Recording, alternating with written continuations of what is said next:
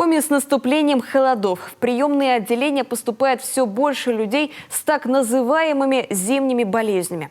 Так, в Ижинскую больницу с травмами уже поступило 904 человека. 159 из них госпитализировали. В основном повреждения связаны с падениями, активными зимними забавами, но немало среди пациентов и людей с тяжелыми переохлаждениями и обморожениями.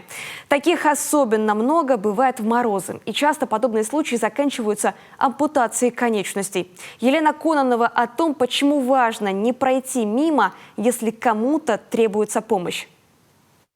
Зима для приемного отделения Ижинской больницы – пора беспокойная. Именно сюда, со всей столицы Коми, привозят больных с травмами и обморожениями. Уже с октября, когда температура на улице снижается до минуса, начинают поступать первые, что называются, сезонные пациенты. Кто-то поскользнулся на скользком тротуаре и получил ушиб, а то и перелом, а кто-то – обморожение. Пузыри были. Сейчас вот эти пузыри основные сняли. Сейчас начнет подсыхать.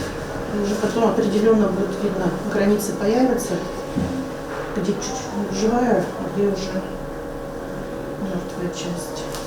С наступлением холодов врачи приемного отделения уже приняли около 15 человек с отмороженными руками и ногами, а за сезон бывает до 40 и больше. В основном это асоциальные личности, наркоманы, бомжи, любители выпить, не зная меры. Чаще всего загульная жизнь таких граждан заканчивается печально – ампутацией конечностей и инвалидностью. Но есть среди пациентов и люди без вредных привычек, например, страдающие эпилепсией. Недавно поступал пациент, упал сугроб, проходящие мимо люди были как-то равнодушны, пьяные, и как бы на этом все заканчивалось. Потом, когда приходят в себя, это порядка 10-15 минут, они уже с отмороженными ручками. Вот. Приступ случается неожиданно, в любой момент. То есть даже когда снимаешь перчатку, телефон достать, это может случиться, человек падает, отмораживается.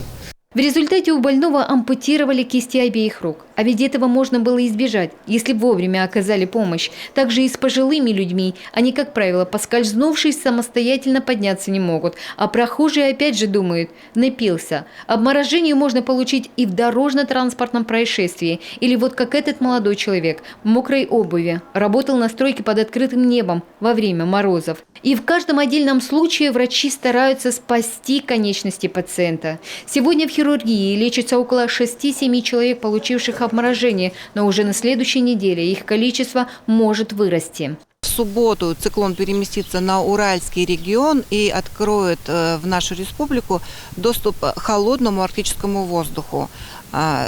Сначала 30-градусные морозы установятся на крайнем северо-востоке республики, а затем в воскресенье уже на большей части территории столбик термометра понизится до минус 25-30 градусов, на севере и востоке республики до минус 35-40 градусов.